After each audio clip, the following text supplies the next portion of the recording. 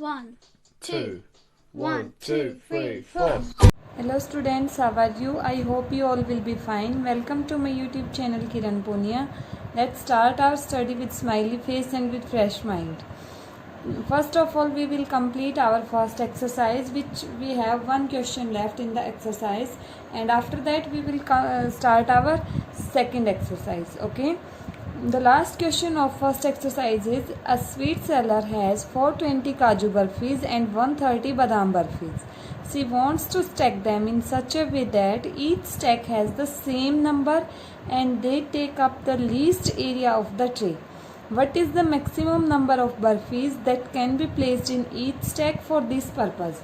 इन्होंने बोला है एक स्वीट सेलर है जिसके पास 420 काजू बर्फीज़ हैं एंड 130 बादाम बर्फीज़ हैं। वो स्वीट सेलर है, वो क्या चाहती है, वो उन बर्फीज़ को एक स्टैक में ऐसी वे से रखना चाहती है कि स्टैक के अंदर सेम नंबर ऑफ बर्फीज़ आए, आपके पास सेम नंबर ऑफ रो बने ईच स्टैक में एंड लीस्ट एरिया लेंगे। ठीक है, लीस्ट एरिया कब लेंगे?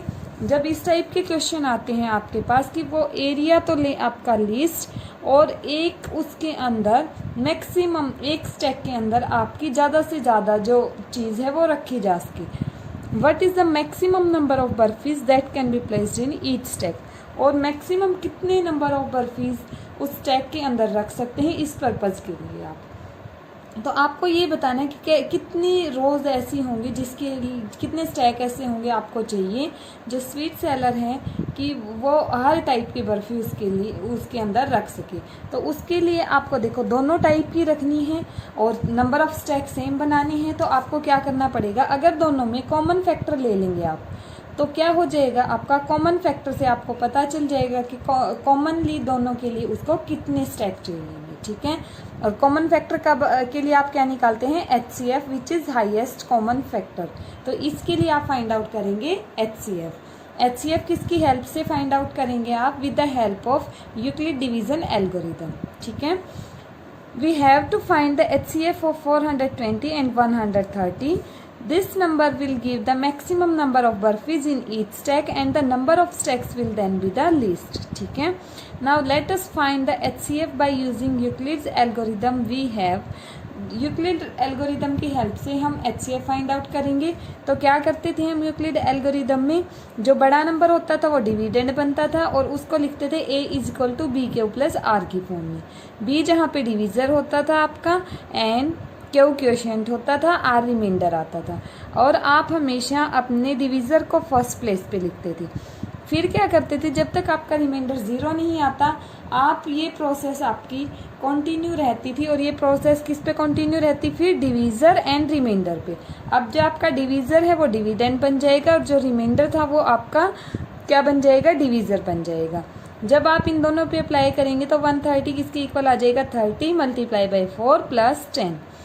अब क्या करना है, अब भी रिमाइंडर ज़ीरो नहीं आया, फिर अप्लाई करेंगे यूक्लिड डिवीज़न एल्गोरिदम किस पे, 30 एंड 10 पे। 30 डिविडेंड का काम करेगा और 10 डिवाइज़र का काम करेगा।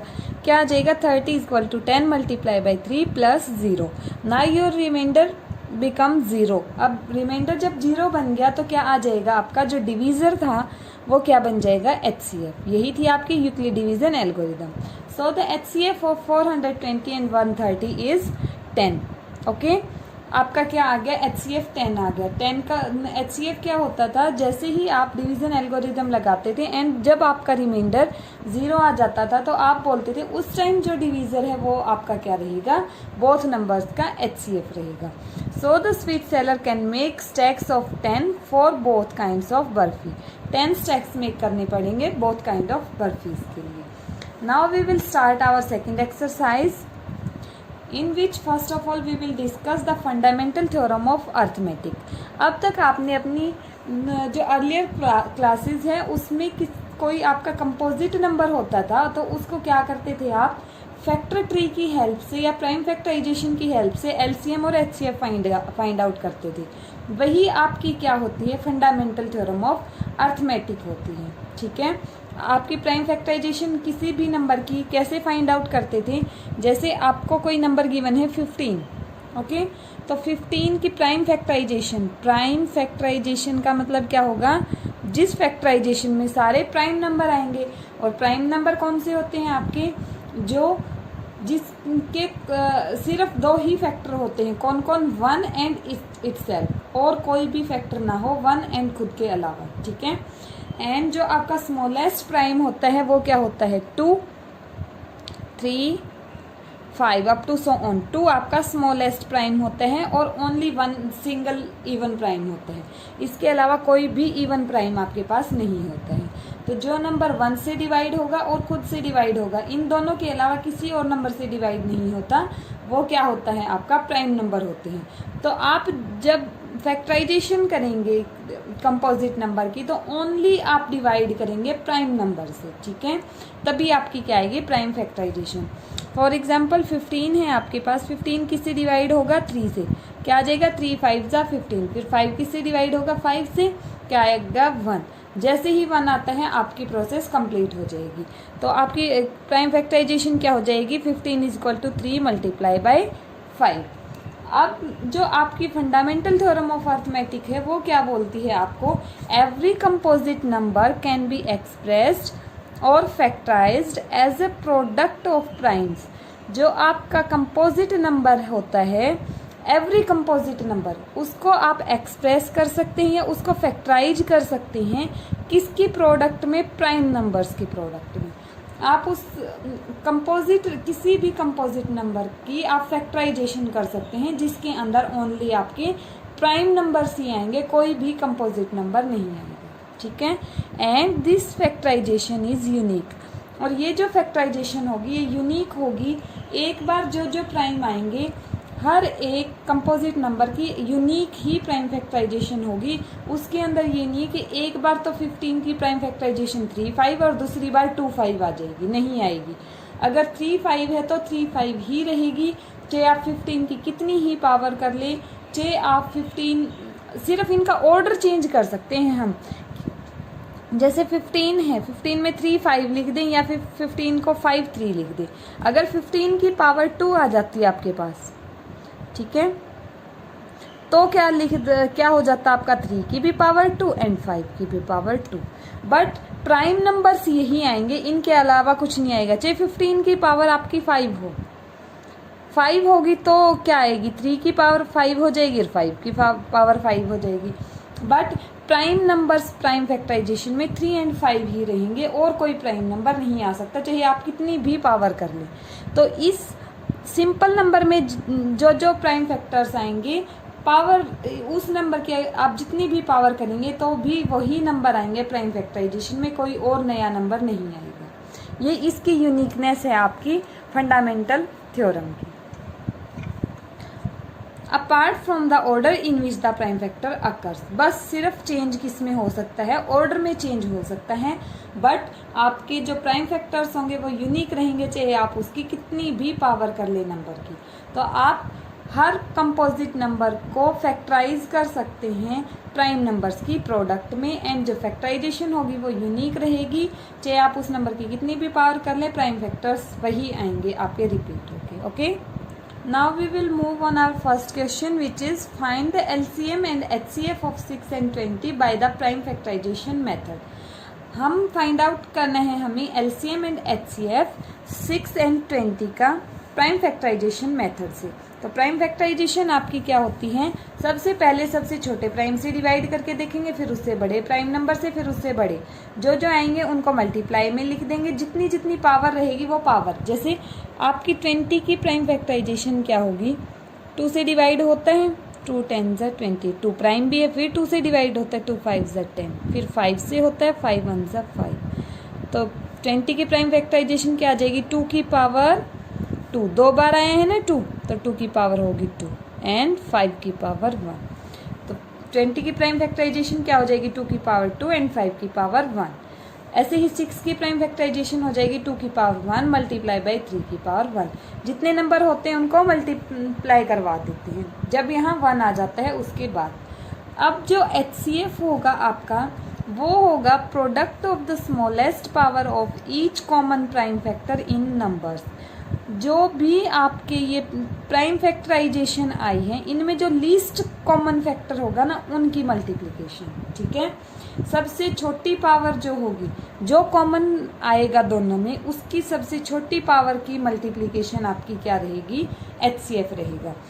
जैसे 6 एंड 20 का HCF फाइंड आउट करना है, तो देखिए 6 की प्राइम फैक्टराइजेशन है 2⁻1 मल्टीप्लाई बाय 3⁻1 एंड 20 की प्राइम फैक्टराइजेशन है 2⁻2 एंड 5⁻1। दोनों में क्या कॉमन आ रहा है, 2 कॉमन है, लेकिन 2 की स्मॉलेस्ट पावर लेनी है। स्मॉलेस्ट पावर क्या है, 2 की 1। दोनों में कॉमन है 2 की पावर 1, तो 2 की पावर 1 आ जाएगा यहाँ पे HCF। 3 की पावर 1 दोनों में नहीं है, 5 भी दोनों में नहीं है, तो जो कॉमन नहीं है वो नहीं आएगा, जो कॉमन है ओनली वो आएंगे। और कॉमन में भी जो लीस्ट पावर होगी, स्मॉलेस्ट पावर होगी, वो आएगी। 2⁻1 इस दोनों में कॉमन था, क्या आ गया आंसर 2। आंसर क्या आ जाएगा, 2 1 जा 2। नेक्स्ट हम बात करते हैं LCM की। LCM जो होता है वो होता है जो ग्रेटेस्ट पावर है उनकी मल्टीप्लिकेशन, चाहे वो कॉमन है चाहे वो कॉमन नहीं है आपकी। LCM 6 एंड 20 का आपके पास क्या आ जाएगा, अब देखिए 2 की पावर 1, 2 की पावर 2, तो ज़्यादा कौन सी है, 2 की पावर 2, तो आएगा 2 की पावर 2 LCM में, ठीक है। उसके बाद 3 नहीं है, एक में ही है, तो क्या आ जाएगा 3 की पावर 1।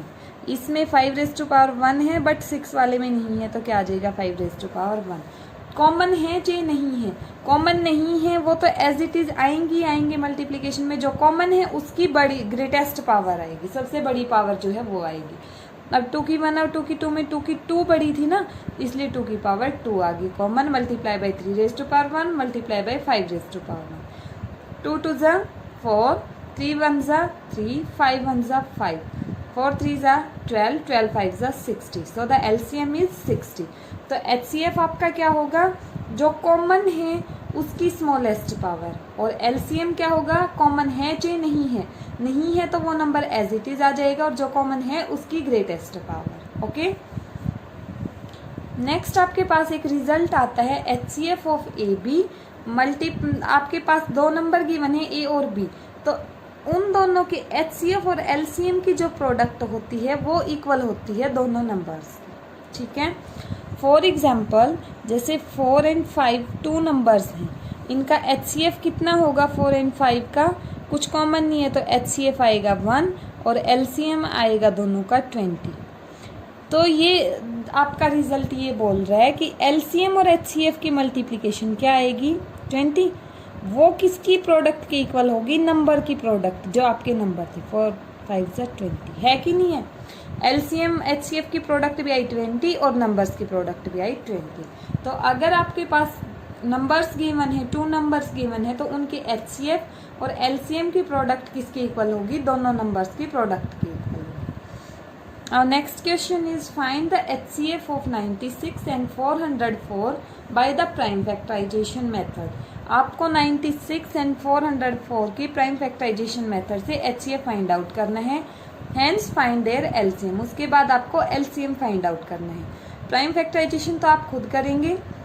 96 की प्राइम फैक्टराइजेशन होती है 2⁻5 मल्टीप्लाई बाई 3। 404 की प्राइम फैक्टराइजेशन होती है 2⁻2 मल्टीप्लाई बाई 101। HCF क्या रहेगा इन दोनों नंबर्स का, अब देखिए दोनों में क्या कॉमन है, 2 स्क्वेयर और ये है 2⁻5, और छोटी कौन सी है 2⁻2, तो क्या आएगा HCF में 2⁻2। और कोई कॉमन नहीं है, और कोई कॉमन नहीं है तो और कुछ आएगा ही नहीं। कॉमन होता तो वो मल्टीप्लाई में आ जाता, और उसकी भी लिस्ट ही पावर 2 2 जा 4। तो HCF दोनों नंबर्स का क्या बन गया आपके पास 4। अब LCM फाइंड आउट करना है। अब यहाँ पे देखिए ये रिजल्ट था, इसके अंदर आपको HCF पता चल गया, दोनों नंबर पता है। LCM निकाल सकते हैं कैसे, दोनों नंबर की प्रोडक्ट करवा के और HCF से डिवाइड करवा देंगे तो किसकी वैल्यू आ जाएगी, LCM की। तो दोनों नंबर की प्रोडक्ट को डिवाइड करवा देंगे अगर HCF से, तो आपके पास LCM आ जाएगा बोथ नंबर्स का। 96 मल्टीप्लाई बाई 404 एंड HCF आपके पास आया था 4। आप 4 से डिवाइड करवाएंगे, क्या आएगा, 404 को 4 से डिवाइड करवाएंगे, answer will be 101। 91 multiply by 101 is equal to 9696। So the LCM of 96 and 44 is 9696। क्या आएगा आपके पास, जो 9696 एलसीएम आ जाएगा, 96 एंड 404।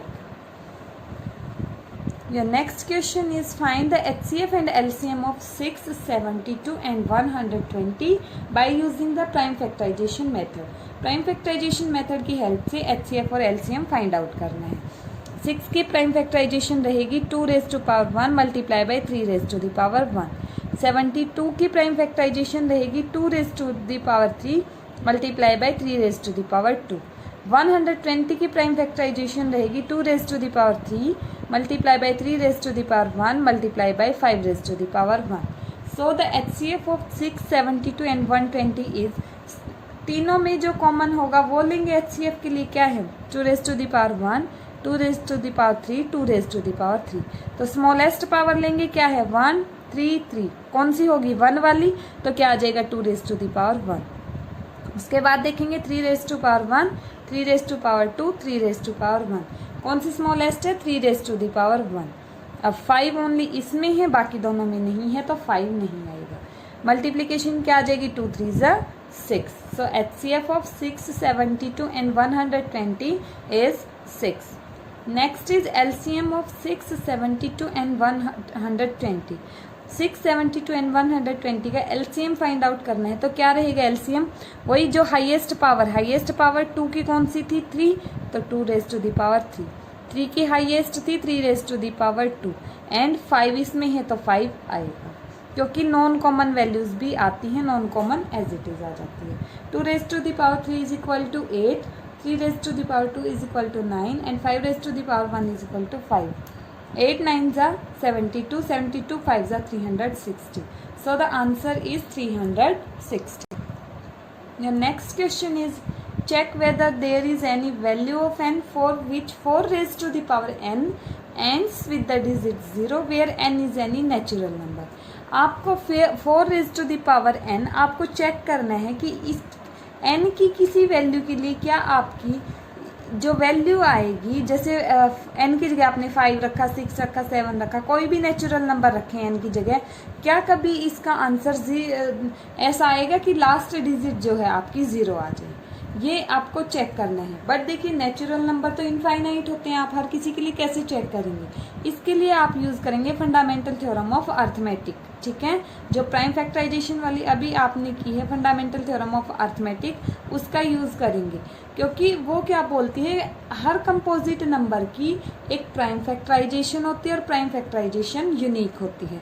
और आपको एक चीज़ पता है कि कोई भी नंबर जिसके लास्ट में 0 आता है वो हमेशा 5 से डिवाइड होता है, 5 से डिवाइड होता है, चाहे कोई भी नंबर हो जिसके लास्ट में 0 आएगा वो 5 से डिवाइड होगा। और 5 से डिवाइड होने का मतलब क्या है, 5 से डिवाइड होगा तो उस नंबर की प्राइम फैक्टराइजेशन में आएगा कि नहीं आएगा, क्योंकि जो भी आपका कंपोजिट नंबर है अगर उसके अंदर 5 से वो डिवाइड होगा तो उसकी प्राइम फैक्टराइजेशन में 5 आएगा ही आएगा। प्राइम आपका कंपोजिट नंबर जिन जिन प्राइम नंबर से डिवाइड होता है वो सारे उस नंबर की प्राइम फैक्टराइजेशन में आते हैं आपके। तो यही मैं बोल रही हूँ, अगर 4 raised to the power n है, for any n were to end with the digit 0 then it would be divisible by 5। अगर इसकी लास्ट डिजिट 0 होगी तो ये किससे डिवाइड होगा, 5 से डिवाइड होगा, और 5 से डिवाइड होगा तो प्राइम फैक्टराइजेशन में क्या आना चाहिए, 5 आना चाहिए। But 4 raised to the power n है, इसको आप क्या लिख सकते हैं, 4 को आप 2 का स्क्वायर लिख सकते हैं, बिल्कुल लिख सकते हैं, 2 raised to the power 2 और पूरे की पावर n, और जब पावर की पावर हो तो दोनों मल्टीप्लाई हो जाती हैं, क्या हो जाएगी 2 raised to the power 2n। तो आपकी 4 की प्राइम फैक्टराइजेशन क्या होगी, ओनली 2 आया प्राइम फैक्टराइजेशन में, तो ठीक है। और आपको ये पता है अगर 4 जो नंबर है आपका, 4 की प्राइम फैक्टराइजेशन वैसे भी क्या आएगी आपके पास 1, 2 raised to the power 2। और अब आपको ये पता है आप 4 की कितनी भी पावर कर लें उसके अंदर सिर्फ एक ही प्राइम नंबर आएगा 2, इसके अलावा कोई भी प्राइम नंबर नहीं आएगा। बट अगर आपको लास्ट में 0 चाहिए तो उसके लिए तो 5 आना चाहिए, बट 5 तो यहाँ पे आएगा नहीं प्राइम फैक्टराइजेशन में, तो प्राइम फैक्टराइजेशन में 5 नहीं आएगा तो कोई भी ऐसा नेचुरल नंबर नहीं होगा जो आप यहाँ n की जगह पुट करें और आंसर में क्या आ जाए आपका लास्ट डिजिट 0 आ जाए। Okay, So there is no natural number n for which 4 raised to the power n ends with the digit 0. तो अगर आपको किसी और नंबर के लिए भी ये चेक करना हो कि लास्ट में डिजिट 0 आएगा या नहीं आएगा, तो आप उस नंबर की चाहे पावर कितनी भी दे रखी है, आप उस सिंगल नंबर की प्राइम फैक्टराइजेशन फाइंड आउट करेंगे। अगर उसमें 5 आएगा प्राइम फैक्टराइजेशन में तो वो क्या होगा, लास्ट में 0 आएगा। अगर प्राइम फैक्टराइजेशन में 5 नहीं आएगा तो लास्ट डिजिट कभी भी 0 नहीं होगी, चाहे नंबर की पावर कितनी भी हो जाए। Okay, thank you class.